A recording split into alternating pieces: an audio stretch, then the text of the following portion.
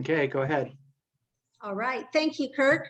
I'd like to welcome everyone to our meeting today, and I will call it to order at 4:02. If you'd please stand, and we'll say the Pledge of Allegiance.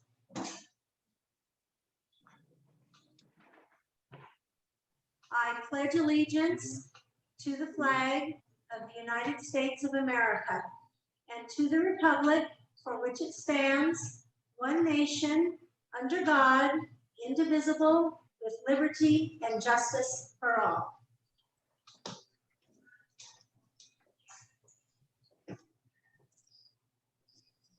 We're going to move on now to item 1.2, adopting the agenda. At this time, items can be removed from the agenda or changes can be made. I do have some changes, and I'm sure you guys are aware of what they are. We never did get the second interim for Northern United Siskiyou. So that's one that will either happen. We're either going to have a special board meeting or it will happen in April. They emailed us today to let us know they weren't going to finish it. And then the audit. Okay, so the budget for Siskiyou was 4.6. So that one we're not going to do. And then 4.11, which is approval of the audit for Northern United Siskiyou, that also is not yet ready. So neither of those items came. Mary, do I have an updated agenda? Because I have the Oh, sorry, I might be looking at the wrong one. I have multiple in front of me. because I have the financial statements as 412 and 4.5 is the second interim. That's what I have. Yeah, sorry, I was looking at the wrong one. Okay. So 4.5 and 4.12 are the Correct. being removed? Correct. That we don't have those items, so we'll have to do those later. Okay. And when it's time for my director's report, you'll know why I have multiple agendas in front of me and why I had it wrong. Because I'm going to be showing you some other sample agendas.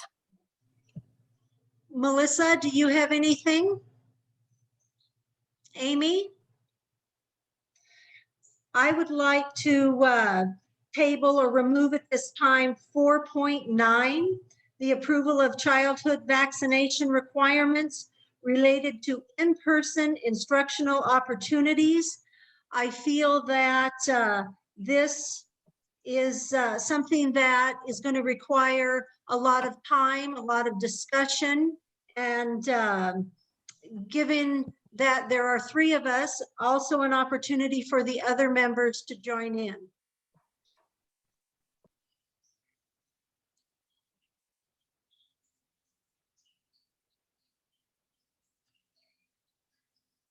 Okay. Hearing nothing else, is there a motion to adopt the agenda as presented?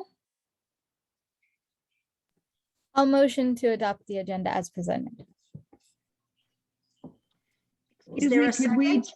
Rosemary, can we change that? It's not presented, it would be as amended. As amended. Okay, yes, thank you. Okay, I'll motion to adopt the agenda as amended. Is there a second? I second. And I also agree. Is that what I'm supposed to say? That I agree at that time?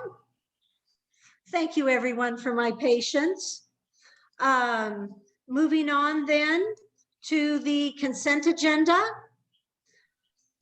Rosemary, you Yes. still have to call for a vote. Okay, thank you. I'll get this right by the end of the meeting. At this time, I'll call for a vote. Melissa? Aye. Amy? Aye. And I also agree. There's been motion and a second. Oh, I already did that, didn't I? Stop laughing at me, Sherry. Okay. Motion carries to accept the agenda with the amended agenda. Moving on to 2.1, or our consent agenda rather, we have 2.1, consideration of approval of warrants and payroll for Northern United Humboldt Charter School, consideration of approval of warrants and payroll for Northern United Siskiyou Charter School. 2.3, consideration of approval of minutes for the February 10th board meeting. And 2.4, consideration of resignations, hires, leaves, and changes of assignments. Are there any corrections or comments? I have one, and it is 2.3, consideration of the minutes. In the minutes on 4.4 and 4.5, we have A to G and on both of those, and the G should be capitalized.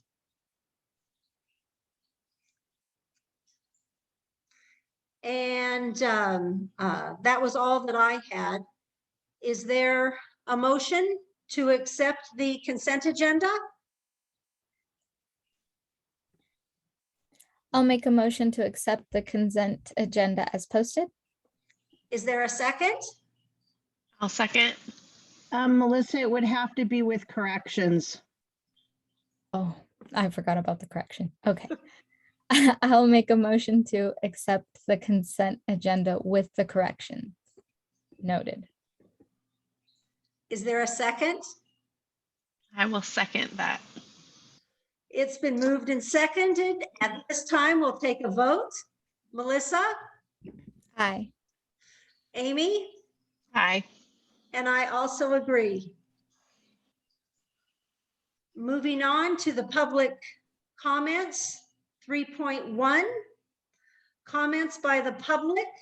Under this item, the public is invited to address the board regarding items that are not on today's agenda. Please keep your comments concise, brief, and limited to 3 minutes. The board is not allowed under the law to take actions on matters that are not on the agenda.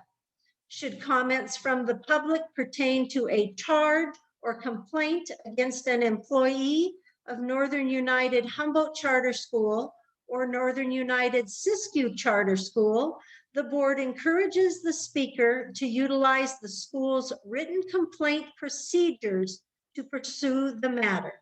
The public will have an opportunity to comment on all agenda items as they are heard.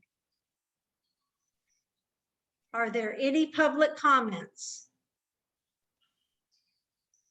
Having no public comments, we will move on to the action item. Wait, there was one. Janice raised her hand. Oh, I'm sorry. There you are. I did a last minute raise. I just, I wanted to say how lovely the new site is. I was able to make it over there, and Julie did a terrific job showing me around, and I got to see kids outside doing physical education. And so awesome job. You guys are doing great things for kids, and I really appreciate the time that was taken to show me around, and the new facility is lovely. Janice, did you think it looked a lot different than when you had seen it before? I told Julie, and Jonna was there too. I was like, it's completely different. It was, you guys did a terrific job refacing it and creating the science. I want to see the science lab in action. It seems to have a lot of cool toys. So yeah. I couldn't answer her questions. So she must be a science nerd. I was like, I don't know what that is. It's just in there. It was great to have you, Janice. All right. Any more public comments?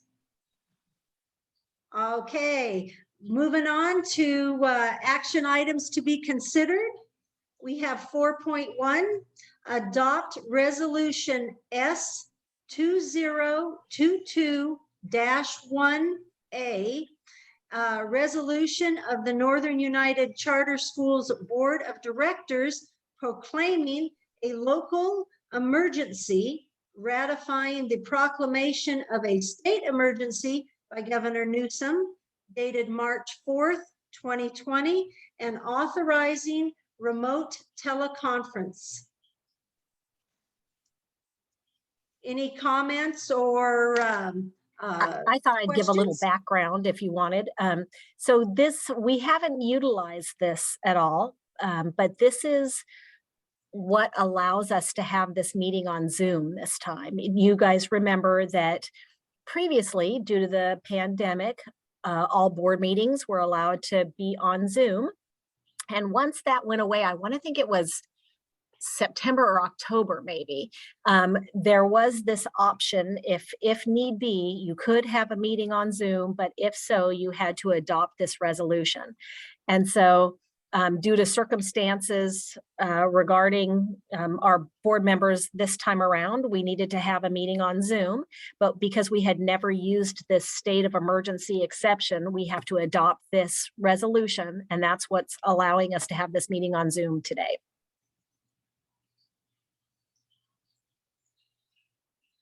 Any other questions or comments? Sure. Is that resolution cover the, event that we have to do this again, or do you need to adopt that resolution each time? You have to adopt it every time, but the next time when we adopt it, we'll refer to the fact that we adopted it at this meeting.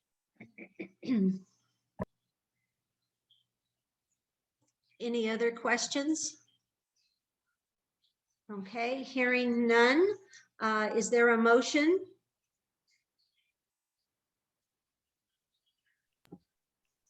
I'll make a motion to approve 4.1. Sorry, of adopting resolution S 2022. Is there a second? I second. Motion has been made and seconded, and now we will vote. Melissa, Aye. Amy, Aye. and I also agree. Motion had, moving on to 4.2, adopt the 22-23 school calendar for NU Humboldt. Looks like in my background sheet, it said 21, 22. I didn't update the background sheet. Yeah, so you have the Northern United Humboldt Charter School calendar in front of you. And it's very similar to what we've done in the past. Our start date is August 29th, end date is June 15th. Really the only kind of questionable thing this time was where to put spring break. Whether we put it right in the middle between President's Week and the end of the year, or do we align it with Easter? That was we went kind of back and forth with those two options, and this is the one that we ended up settling with.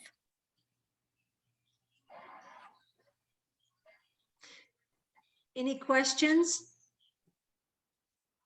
Just out of curiosity, which did it end up on? Did it end up on the Easter week or the other? It ended up aligning with Easter. Easter is April 9th. So you'll see, like, when you look at the calendar, it's like maybe a week earlier than if it were exactly halfway between, and that's because we aligned it with Easter. Mm. It's like the third week of April rather than the last. Mm-hmm.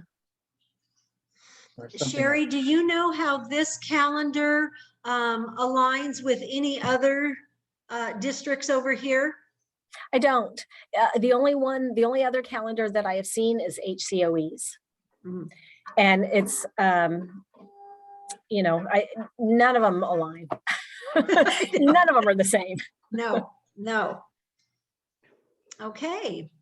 And they're really not the same as Siskiyou, because you guys know Siskiyou doesn't do President's Week. None of the other schools in Siskiyou County does the whole week for President's Week. Is there a motion to adopt the 2022-23 school calendar for NU Humboldt? I'll make a motion to adopt the 2022 to 23 school year calendar for Northern United Humboldt Charter School.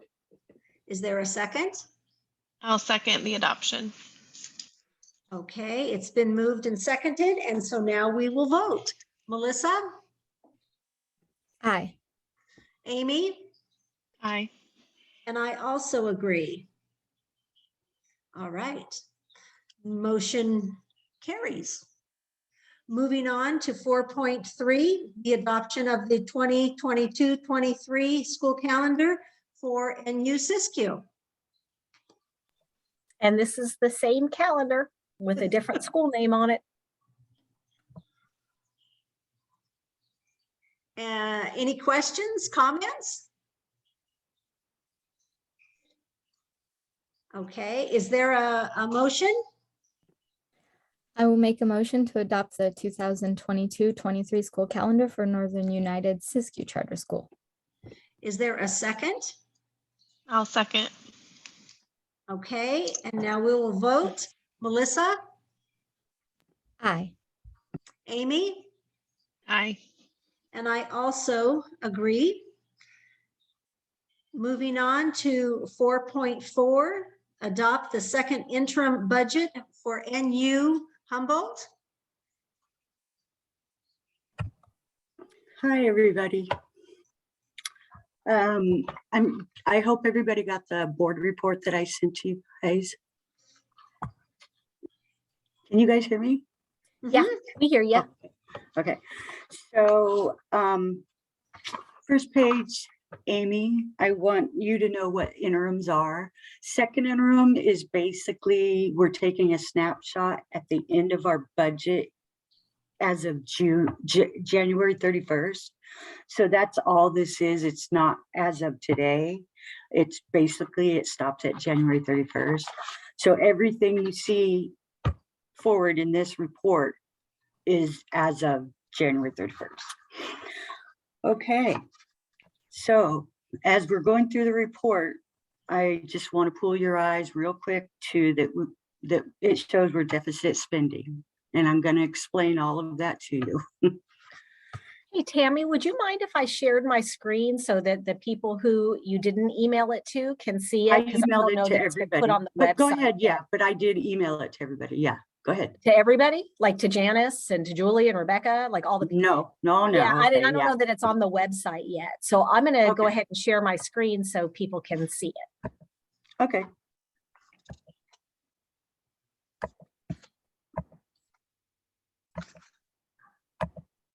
Okay.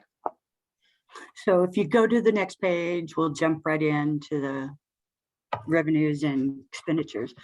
So looking at the revenues, the bottom line, we had an increase of 88,000. But if you go up to the LCFF sources, you can see there's a decrease there of 80,000. So the LCFF sources are what comes into our unrestricted funds. So that was a big takeaway. As we moved down to the expenditures, you could see there in certificated salaries, it went down, but classified salaries increased by 248,000, almost 249,000. That was a big increase, and that was caused during first interim. I didn't realize that classified salaries do not populate like the position do. And so all my classified salaries were under, they didn't bring in the benefits and the health and welfare. So I had to go back and touch those in second interim to make them correct. And at that time, my classified salaries had increased. And yeah, they increased by a lot. Employee benefits, they increased by 61,000. And that's just due to employees getting insurance, you know, since school started. Since first interim, we've had a few. The big one that you're going to see here is our services and other operating services has increased by 774,000. That's pretty big. We had an increase in our other outgo. We just didn't have that at first interim, and now we do. So looking down at the bottom, it shows the variance is 947,000. Which it's basically just all of these put together, but when you go to the revenues and then the expenses, it's only 449,980, and we're going to get to that, how that's broken down.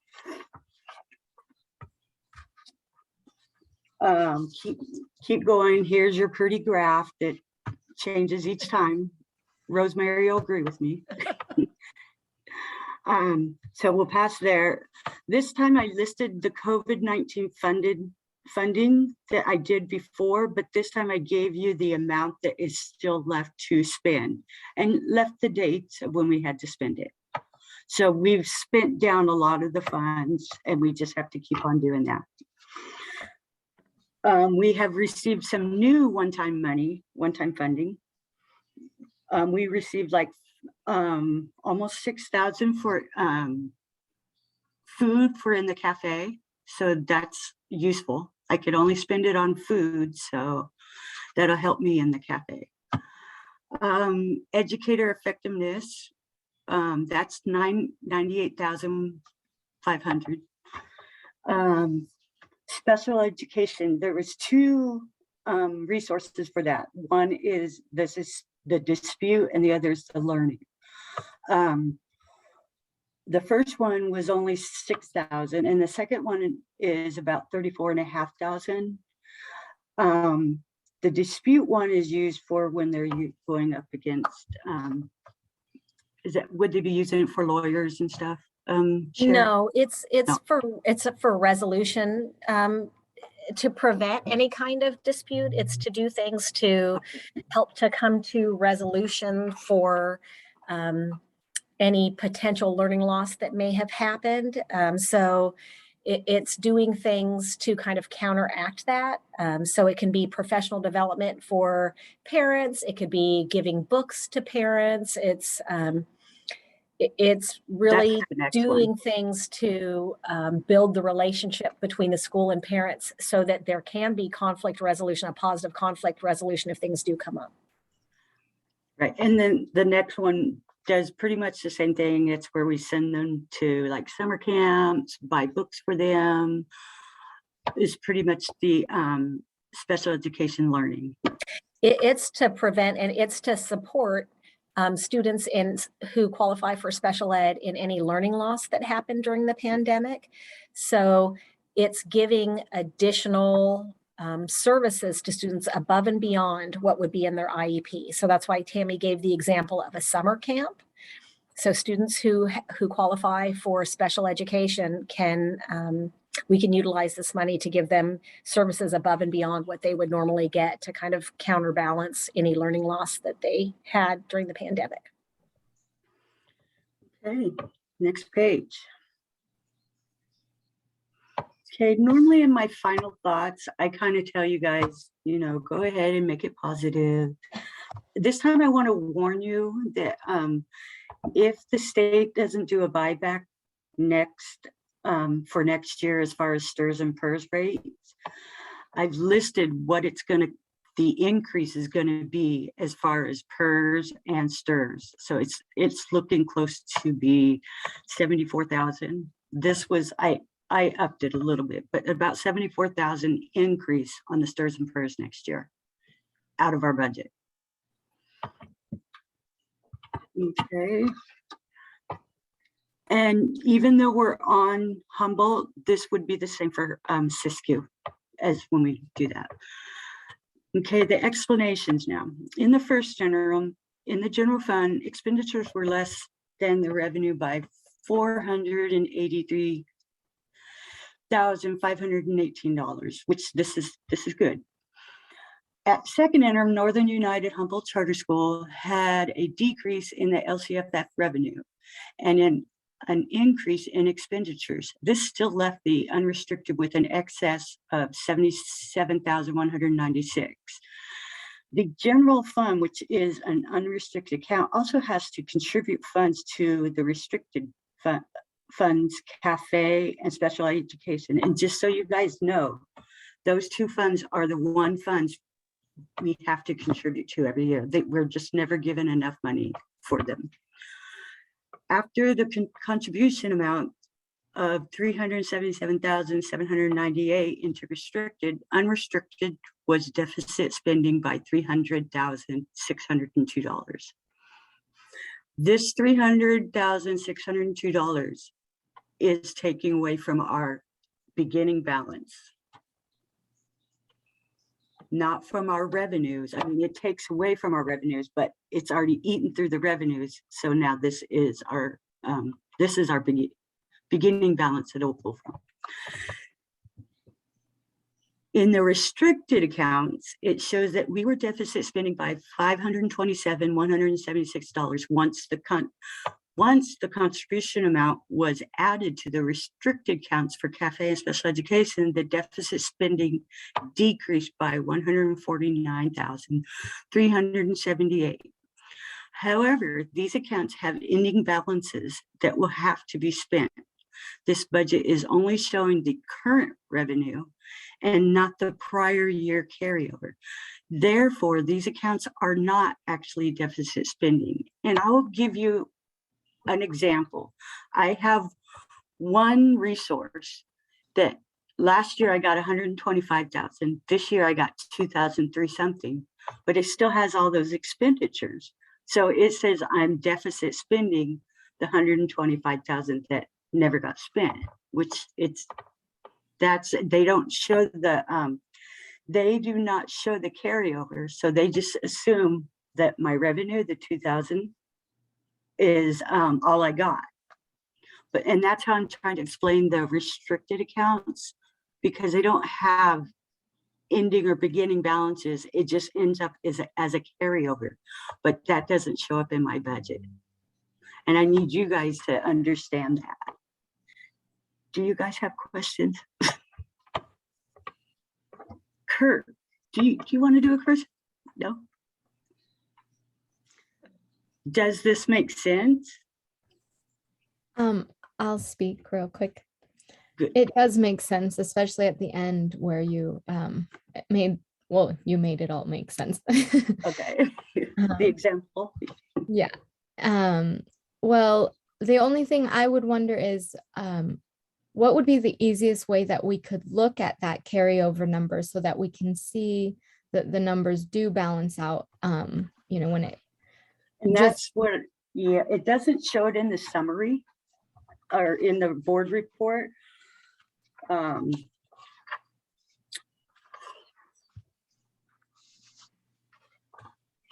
not right now, but like if we were to Like to print find out a the budget. information, yeah, or look back on information that we already have in our files, just so we can kind of see those things. And it would It'd just be be easier to get you a budget because this lumps everything together. It doesn't break things out as far as, it's not breaking things out as far as prior year amounts. right. So just like in last year's budget, that's really where we would. see Yeah. it. Okay. And I do have a report that I could get my prior year's amount that you could see, oh yeah, that really is there. Right. Okay. Well, thank you. And thank you for the explanation too. All the numbers are like, okay, what's happening? What's going on?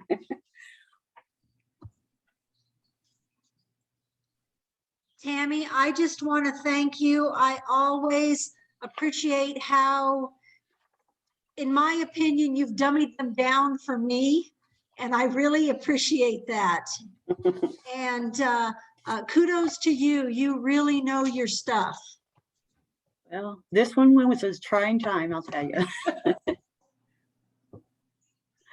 I just want to say one more thing too. Even though we're not doing Siskiyou, they're doing really good for us this time right now. It's new people, and I feel like they're team players right now, and they want to be doing really good. That's all I got to say about Siskiyou. I feel like they're stepping up. Good.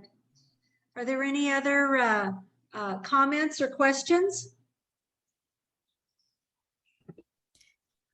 Could I ask Sherry, how do you think we should, what should we qualify it as? in Oh, this? it's definitely positive. There's, if it's positive, that means we're like basically, we can pay our bills for this year and the 2 years out. Mhm. And so when that's the case, it's always positive. What's qualified when you can pay your bills this year, maybe next year, but not the last year out. And it's negative if you can't pay your bills. Like, so if it doesn't, if you end up in the hole at the end of the year, for example. Mhm. Any other comments or questions? Okay, is there a motion? I would like to motion to adopt the second interim budget for Northern United Humboldt Charter School at, and approve it as positive. Is there a second? I'll second. It's been moved and seconded. Now we'll vote. Melissa, Aye. Amy, Aye. and I also agree. The motion carries. Moving on to our new 4.5, the adoption of the A to G Completion Improvement Grant for NU Humboldt.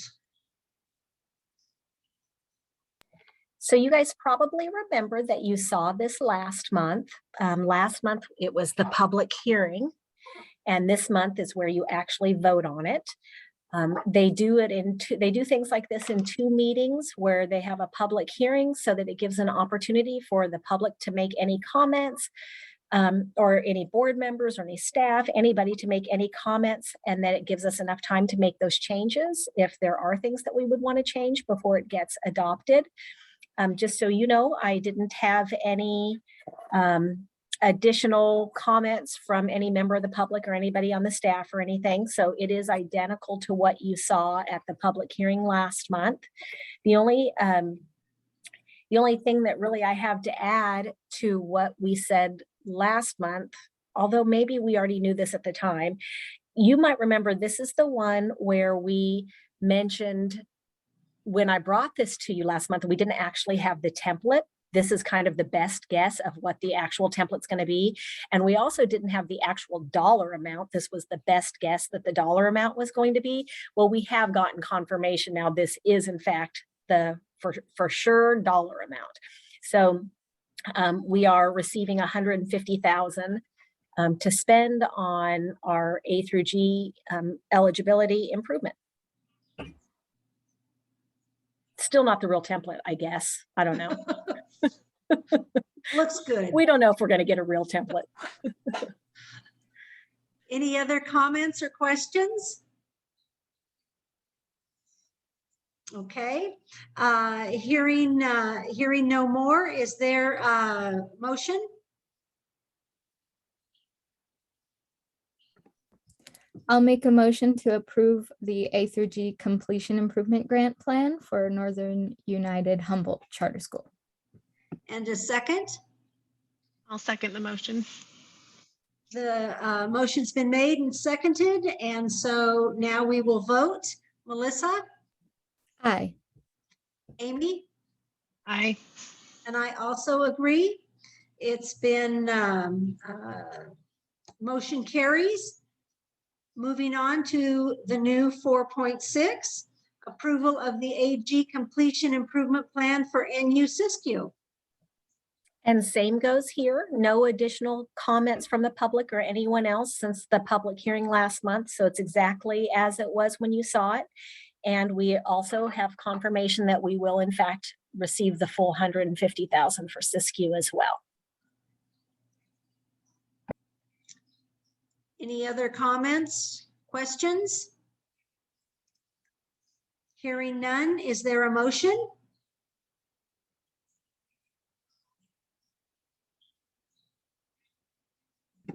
Sorry, I'll make a motion. Oh. I was motioning with muted, so. I'll make a motion to approve the A through G completion improvement grant for NUSCS. Is there a second? I'll second. Okay, motion's been made and seconded. We'll vote. Melissa, Aye. Amy, Aye. and I also agree. Motion carries. Moving on to the new 4.7, approval of the administrative policy A5, financial reports and accountability policy. So I don't know if you guys remember, but last month when we went to adopt the administrative policy handbook as a whole, we adopted it without this particular policy because this policy we found, and I say we, I think it was probably Rosemary, found a typo, more than a typo. It was like the content was messed up. And just to refresh your memory, on the last page of the policy, second, like this kind of the second to last paragraph, I guess, that starts Northern United Charter Schools financial obligations. At the end of that, after where it says GASB 75 and there was a period, it said workers' compensation claims report. And you see now it's been corrected. That was actually the heading for that next paragraph, but it wasn't bolded and big and down below. It was like, it looked like it was part of that sentence up above and something was missing. So when I pulled the original back up after the meeting, I found that that had actually been the heading. And then there was one other correction in that last paragraph, but now I can't even remember what it was. Linda, if you remember what it was, or Rosemary, if you remember what it was. On the very last paragraph, it's second to the last paragraph. For whatever reason, when I was correcting it, it cut and paste the part that I was pasting into the wrong spot, which made two very unreadable sentences. Okay. And so I just had to go back and put it how it was supposed to read. Right, by it was like taking board of out- directors or something was Right. stuck in the middle of another sentence instead of where it was supposed to be. So anyway, that's been cleaned up. Any comments? Any other questions? I have a comment or a suggestion. When this goes into the official handbook, can you add page numbers to this? Thank you. And I have a couple sheets of formatting tasks that I know you really enjoy that I will hand off to you at the end of the meeting. Okay. Thank you, Rosemary. Are there any other questions or comments for either Sherry or Linda? Okay, hearing none, is there a motion? I'll make a motion to approve the administrative policy A5, financial reports and accountability policy. And is there a second? I'll second. Okay, motion's been made and seconded. We will vote. Melissa, Aye. Amy, Aye. and I also approve. Motion carries. Moving on to the new 4.8, selection of independent auditor for fiscal years 2020, or excuse me, 21-22, 22-23, and 23-24 for NU Humboldt. So you see in the background for, in your packet, that this is the same auditor that we've been using. And I am more than happy to continue with this auditor. I like using this auditing firm because they are so familiar with non-classroom based charter schools. And I feel like auditing schools like ours is, it's not the norm because, you know, our types of schools are not very common and the rules are very different for auditing our schools versus others in some things like in attendance and some other, and funding. So I like staying with this auditor because they are well-trained in this. And what we've been doing is having a 3-year contract with the auditor, and it locks in the price for those 3 years. The current year that he has been auditing, that they have been auditing, I say it's the current year, but it's actually last year. The audit for last year that he's doing right now is the last one in our previous contract. So this contract would start for this fiscal year, which the audit would happen next year, and then the 2 years after that. It did increase, the price did increase from the previous contract, $1,500. But I mean, when you think about that's $1,500 over from 3 years ago, you know, we signed the 3-year contract 3 years ago. So I think that seems a little, you know, that seems fairly reasonable considering the increase in things. So I'm recommending that we approve the selection of David L. Mooney as our independent auditor for the next 3 years. Are there any comments or questions? Sherry, I have a question, and it refers back to the financial reports and accountability policy that we just reviewed. There's a section in here, it says audit report, and it talks about getting a new firm once the firm has done it for 6 previous fiscal years. We have to find another auditing service. Is that how, am I reading it correctly? What it is you can't have the same auditor after 6 years. And so they change auditors within their firm. So Oh. sometimes Mark Wetzel will be our auditor for a few years, and then it'll be Matt Haig will be like, so they Okay. rotate through the actual auditors within the firm. And they Perfect. do that. That's by law. That's required, which is why it's in the policy. And, you know, the rationale behind it, I'm sure, is because they don't want, you know, if you developed too close of a relationship with somebody, maybe it would be a lot harder for them to be an independent auditor. Right. So that's what they do, is they change the actual auditor that audits your school after the required amount of years. Do Okay. you think how that's written? Do you think because it says firm like that, we should change that in the policy? Do you think that's confusing? Well, this isn't saying much, but it was confusing to me. Yeah. The way you have it explained it makes perfect sense. It's the same firm, just rotating auditors Right. within. Mhm. I don't know. What do you gals think? Where is it? Where can I find that specific statement? It is in the A5 that we had just talked about, and I want to say it is It's the third page. third page, heading of audit report. And it is the 3rd paragraph.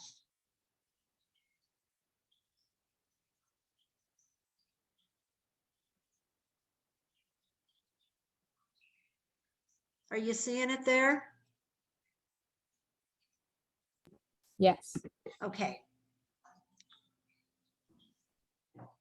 It seems like it makes sense, actually. Yeah, Yeah, it doesn't because- say, I don't think it says, it literally says it in the paragraph that you don't does. have to if there's more than one auditor. If it was just one auditor at a firm, then Yeah, you would have to change the whole firm, but because Right. there's more than one. right.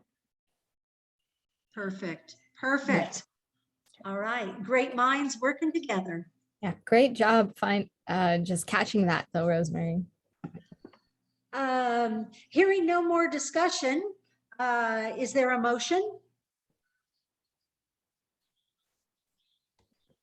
I will make a motion to, 1 second, sorry, to select David L. Mooney as our independent auditor for the next 3 fiscal years.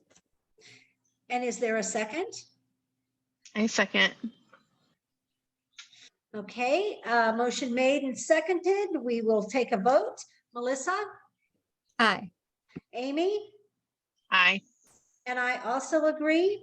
Motion carries. And now we're going to move on to 4.9, the new 4.9, which is the same selection of independent auditor for fiscal years 21, 22, 22, 23, and 23, 24 for NUCS. And this is the exact same contract, but with a different school name, but same price. That's the going rate. My recommendation stands for this as well. I would recommend that we select them as our auditors for the next 3 fiscal years. Any other comments, questions? Okay, is there a motion? I'll make a motion to approve David L. Mooney as our independent auditor for the next 3 years for Northern United Siskiyou Charter School. And a second? I'll second. Okay, it's been moved and seconded. We'll take a vote. Melissa, Aye. Amy, Aye. and I also agree. Motion carries. Now, moving down to reports. 5.1 is enrollment and attendance report, which is in our packets.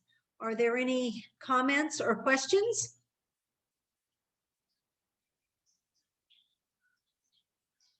Sherry or Kirk, anything? No? Okay. Moving on to 5.2, which is the financial report for NU Humboldt and NU Siskiyou. Again, that's in our packets. Any questions or comments?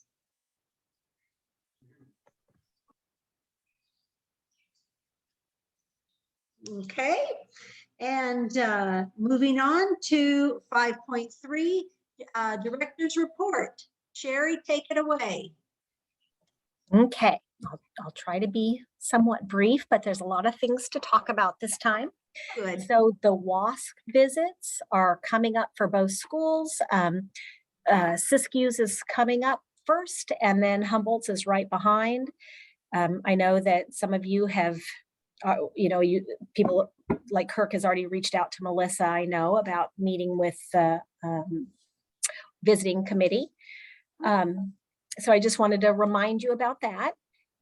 I also wanted to let you know that next month in April, we're going to need to make a decision about the insurance coverage. Remember how we did that last year, like the medical insurance, what's going to be covered for our employees for next year, because open enrollment starts in May. So our employees need to know what is going to be covered by the school before they can make their selection on what plan they want to choose. So that's going to be next month, April. So we'll be bringing a lot of information to you at that point to help you make that decision. Also in April is normally the month that I do the report on our goals. You guys remember how every year we adopt goals for the year, and then we make a plan about how we're going to address those goals. And then the April board meeting is the one that I usually present to you on how we, our progress on those goals. I wanted to propose not doing that this year, but I mean, if you guys want to, we can, but I want to give you my rationale why I'm thinking that it maybe isn't necessary to do at this time. So for one thing, next month in April, we're going to have the WASC visiting committee's reports. So they're going to be, after they do our visits, they write down kind of their findings. We'll be presenting those to you in April.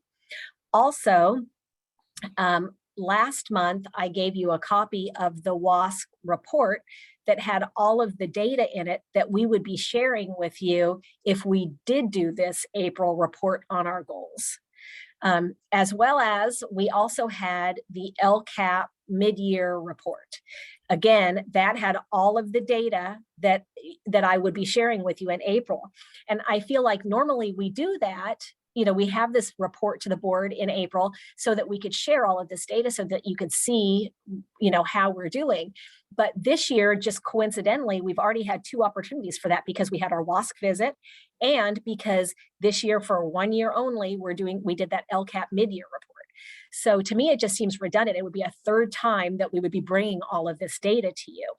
But like I said, I mean, I'm open to other ideas, but it just occurred to me in looking at the April agenda that would be, like I said, kind of redundant.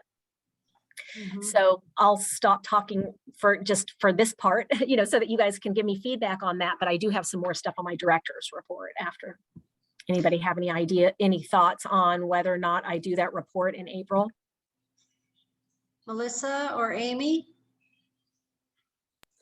I support that decision. I think we have enough information that on that topic. I did have one thing to ask about the insurance thing. I remember last year we made a special board meeting to kind of discuss because we needed to get it done before, I believe it was May or open enrollment, whenever. So I was gonna ask if you guys notice that the numbers are like, we maybe will need to talk about it again or something. If you guys want to send us the information ahead of time, like with a heads up, so that way we can give you feedback, share, and we know what we want to decide come the board meeting, that might be helpful. I think that's a good idea. And we may want to have a special board meeting too, because you guys remember, I think we spent a couple months on it last time. And we kept bringing lots more information to you on it. It's a hard decision. It's one that it takes a while. So it might be a good idea to have a special board meeting to discuss it.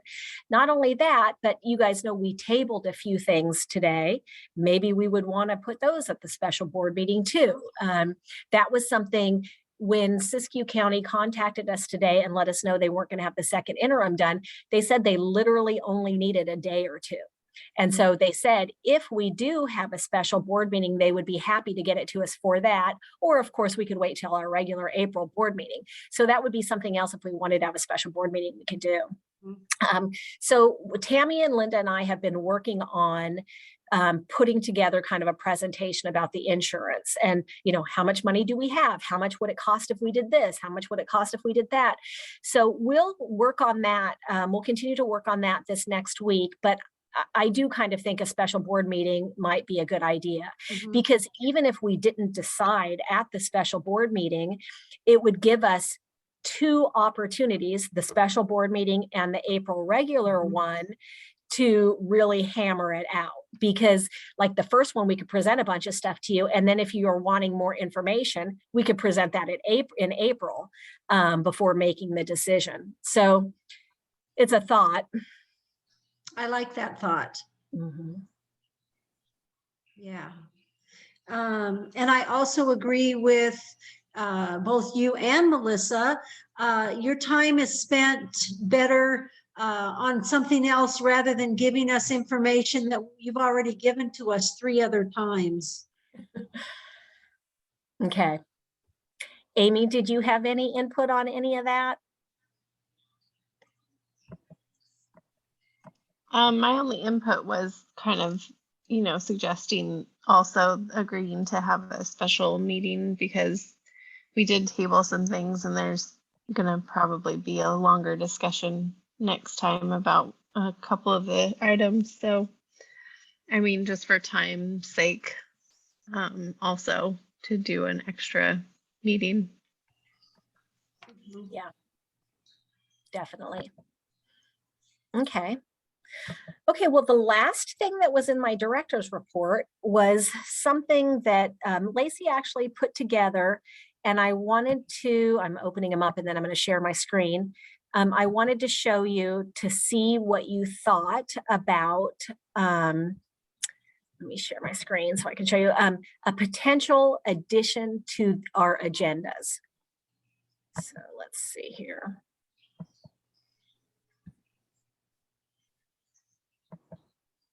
Okay, so here's one example. She did a couple different examples. On the agenda for each item, she put kind of a time next to it, like for the call to order agenda, 2 minutes, consent agenda, 2 minutes, public comment, 3 minutes each, because that's part of our policy. Action items, obviously this would change depending on how many action items there are, but 45 minutes, 10 minutes for reports, 5 minutes. And this is obviously just a way for us to try to keep tabs on how long our meetings go. I know that it has been an issue for board members and staff alike about sometimes how long the meetings go or how to plan for things, because it's kind of unknown how long things are going to go. So this is one sample. Let me stop sharing and then I'll show you the other example that she did. This one, all right, let me share my screen here. This one, it's basically the same idea, except it, instead of having like minutes next to it, it's approximate time. And the idea with that is when we do have guests come, which I know it's not very often, but sometimes, you know, they were wanting to know like when to plan to be there for a certain time. And the last time this came up, actually, Amy, it was when we did the, I think we had the interviews for you and the other potential candidate, you know, not knowing exactly what time to tell you, like to come or whatever, having times on there could potentially help with that. So I'm going to stop sharing. And so I just kind of wanted some feedback on that. How do you guys feel about adding time on there? And obviously it's not something that would necessarily, you know, we wouldn't be required to stick to it. There wouldn't be anything hard and fast. If conversations came up that required more time, absolutely, we need to get the business done of the board. That's the purpose of the meetings. But how do you guys feel about having some sort of like kind of a time thing on there? Melissa or Amy? I like it. I don't have a preference really. I mean, either way, you can either look at the minutes and do the math, or the times would be really helpful, especially like you said, when telling people when they can come for certain parts of the meeting, especially if it's going to be longer. I kind of like the times better, I think. But I do like the minutes, how it says kind of how long the things should take. So either way. Yeah, I feel just about the same as that. I feel like with public comment, it's kind of hard to throw in, you know, the actual time just in case, but we don't get that many public comments, so it wouldn't really interfere that often. But I personally like having the time because then I can look and say, oh, you know, I'm going to need at least this much time for the meeting this week. And that kind of is just good with having children and stuff like that. So I do like seeing the actual time, but the minutes does help too. So it's kind of up to whatever you guys think best. And maybe you don't even think it's necessary to put that on there, but I don't know. I saw another board agenda recently with that on there. And actually what it was is for a public hearing, like they had the actual time that a public hearing was going to take place so that people knew what time to be there. But anyway, that's kind of, it got me thinking about having the times on there. I just have one comment about, I like the idea, but what happens if we have the times down there and for whatever reason, we're just clicking right along? What do we do with that lag time in the event that we have visitors or guests coming? Yeah, that's a good point. And maybe that's the con for having the time versus the minutes. I don't know. Yeah, I don't know. It might be something that we try and see which one we like. Mm-hmm. Nothing is set in stone. Mm-hmm. What were you saying, Kirk? Or just tell the guests, you know, time's approximate, you know, plan on arriving 10 minutes before you know, the time or something like that. That could actually always be stated on the cover sheet of the That's agenda. true. That is true. I think what we have is a work in progress.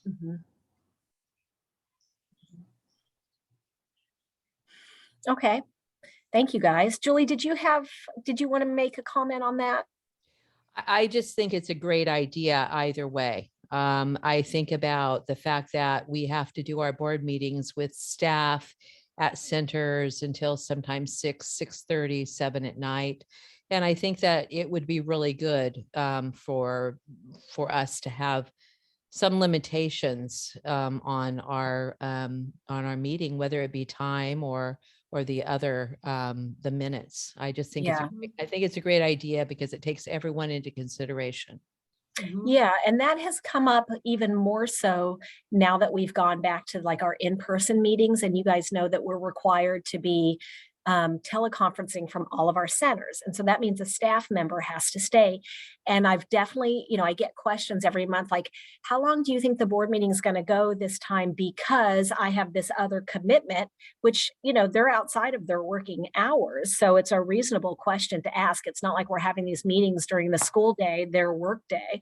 So that at least maybe it being on there kind of gives people an opportunity to know what to expect and how to plan for their personal life. Yeah.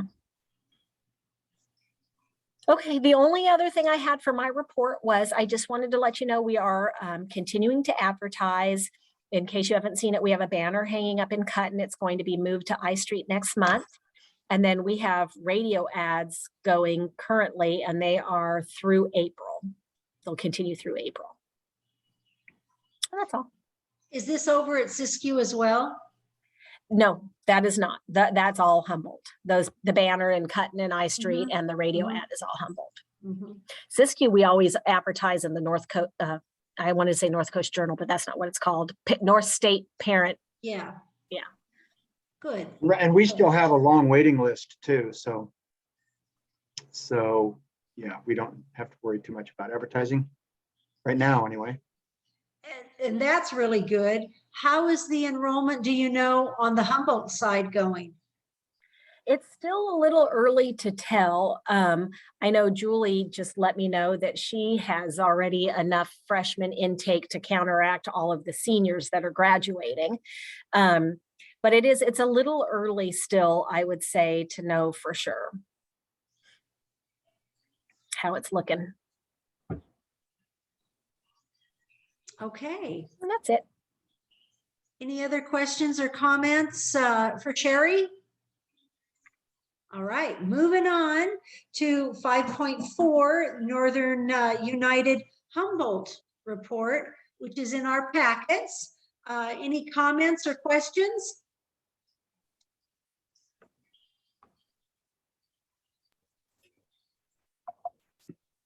Looks like Melissa has a question. Yeah, just a comment. I just wanted to say, I'll speak for both of the reports right now. I just loved seeing them this month. It just kind of overwhelmed me, just all the beautiful things going on and all the sites, and getting to see the new center that, that was just kind of like a big deal for so long. And now, and also like, I like pretty much cried when I read the ORB program report. I was just overwhelmed with that. It's just such good stuff. So thank you guys. Amy, any comments? I was really excited to see the grant for the sensory classroom. That's amazing. So I'm super excited to see what happens with that. And I will piggyback on both of those. Kirk has always sent over color pictures, which have been really good. And this month on the Humboldt side, whether it was Julie or Rebecca, we have color pictures that are really nice and clear and sharp. So thank you, one and all. And 5.5 is the Siskiyou report.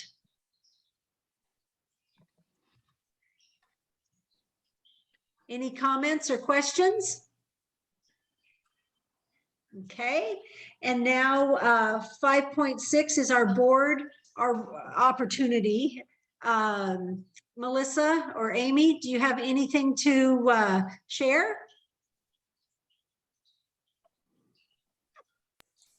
I guess I should just share that.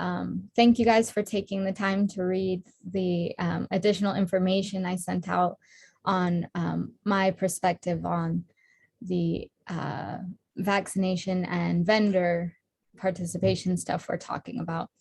I kind of threw it together, so I don't know if you guys all were able to get to the resources that I was citing.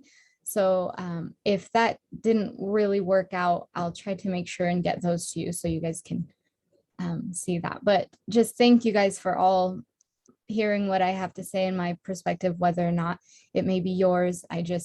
It's been a good collaboration on the topic. So thanks. Yeah, and I love the way you explained yourself and wrote everything out, but I was really excited for the resources on the bottom. I love resources, so that was really helpful. Thank you.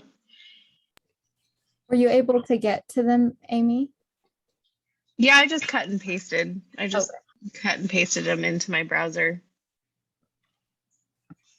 And Melissa, I just want to thank you for not only your perspective, but the time, the energy, your passion came through. You did a good job on the research. And so thank you very much. Thank you for the feedback. And I just have a couple of things to say. I'm going to piggyback on Janice's comment. I too made a visit to our new Eureka Learning Center. Very bright, fresh. So much work went into making this happen. A lot of it was behind the scenes that we will never know, but it was just wonderful to see it, to smell how fresh it was. Students on task. Speaking now as a Nana of one of the high school students, my Nicholas really was hesitant about the move. I think he still is, only because of the location, but he said that the rooms are smaller, they're closer together. He liked the new eating area or cafeteria. What he does not like, though, and I think we were all in agreement, is the outdoor space. It's just not quite there yet. May not ever be because we're limited, but overall, kudos to Sherry for all of her work.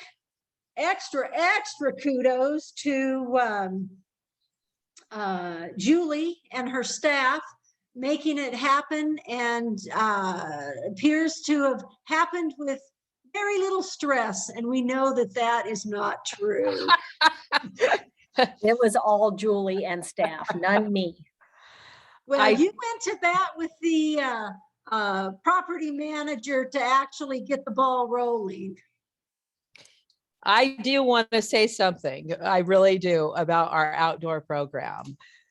For those who have the opportunity to stop by and actually look at our outdoor program, we had that gigantic field over there at the old center.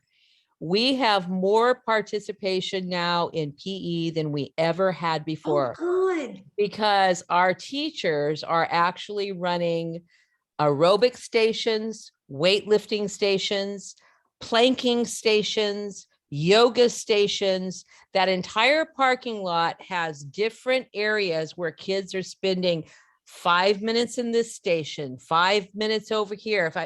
It is an actual workout. I did one of the workouts that Sarah is doing. Sarah is one of our teachers who was trained by a trainer and all that. I did one of the workouts, and I'm old, but I'm in pretty good shape. And I'm telling you right now, I got a workout in, and those kids are doing more PE than they have done in the 10 years that we were at that other location. So you tell Nicholas, if he's not happy, then it's because he's not working the stations, because I'm go. there and they are amazing. So anyway. Now, will those stations be set up during your open house? No, I don't think so, because it's just, we have to load out all the weights. We have to load Oh, it's a real setup. The open house is more for just to see the center and talk about it and stuff, but it's a lot of fun, and it's really worth coming over and seeing a workout go on. Because I'm pretty proud of our PE program now, and I've always had PE teachers, but our two teachers, Kaylee and Sarah, they're just banging it out. I mean, it's awesome. So anyway, that's And- go ahead. Julie, what time and day does that PE take place? It takes place every day at 11:30. I will send you when Sarah's teaching, because it's Sarah's workouts right now that are the more, Okay. I mean, it's worth everybody actually dressing down and coming over. I mean, it really is. It's a lot of fun. So anyway. Okay, I'll you let send you it know. to me and I will participate. All right. I will, Rosemary. I will. Any other comments from the board? Julie or Amy? Okay, we'll move on to discussion items. 6.1 is discussion of the triennial assessment for the NUCS wellness policy.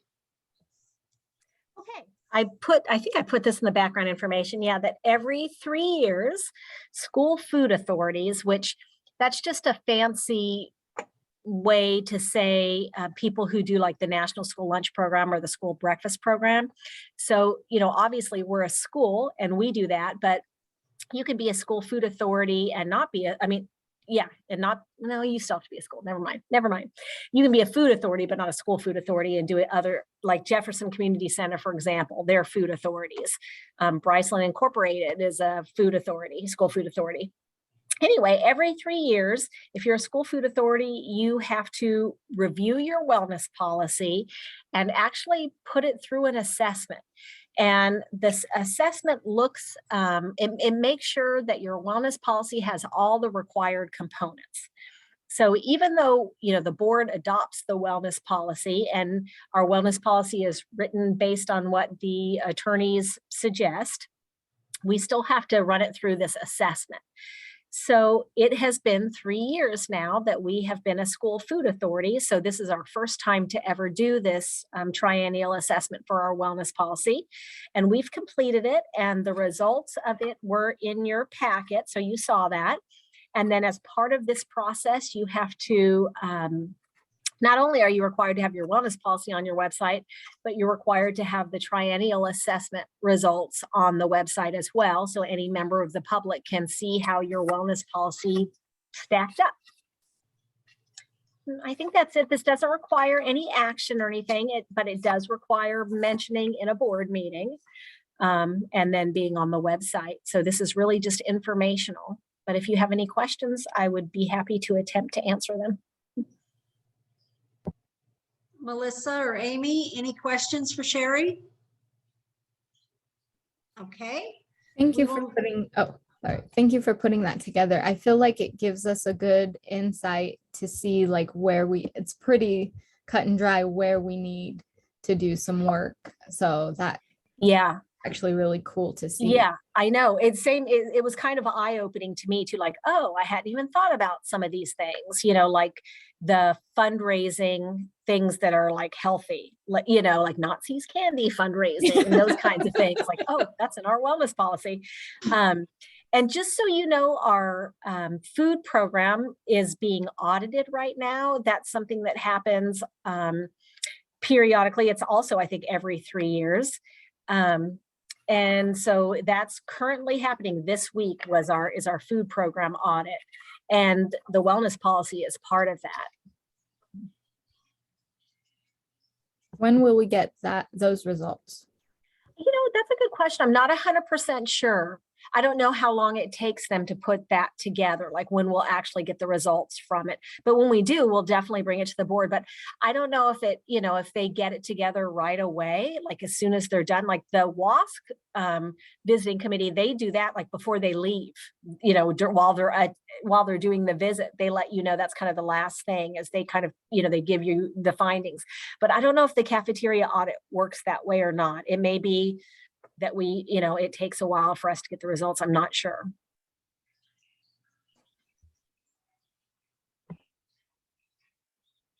Any other questions for Sherry? Okay, moving on to 7.1, possible agenda items for our next meeting.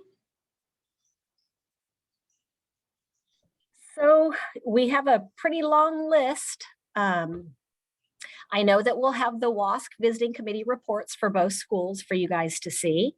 I know we'll have the second interim for Siskiyou. I'm hoping we will have the audit for Siskiyou. We'll have the things, the other item that was tabled today, the vaccination one. Trying to think what else. Those are the things I know of off the top of my head. Oh, we may bring the SARCs back as well. So you guys remember when we adopted the school accountability report card, the state had not released all the data, but we had to adopt it before, so it could be on our website by February 1st. So we adopted it partially completed. I checked again before when preparing this board meeting packet, and all the data, we're still waiting on one piece of data from the state. So hopefully they'll have that together, and that will be on the agenda next month too. And then I will reach out, because I know, seeing that the next item is about the next board meeting date, April 11th is in fact our, is that right? April 11th? Mm-hmm. Or no, it's the 14th. It's the 14th, isn't it? April 14th is our next board meeting, regular board meeting date, but we might have a special board meeting before then. So I'll send an email out about that. What was that, Melissa?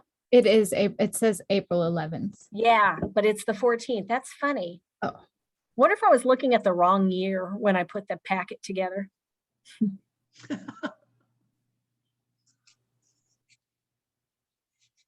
But I'll send an email out about a date for a special Okay. board meeting. Okay. And before we adjourn, I have a couple of things. First, I would like to say to Jerry and Bianca, hurry back to us. It will be nice to have our entire team together again. And to everybody that is here, thank you so much for your patience as I stumbled through this meeting. And so it is 5:20 and I will adjourn the meeting. Thank you, guys. You did Thank great, you, Rosemary. Rosemary. You did great.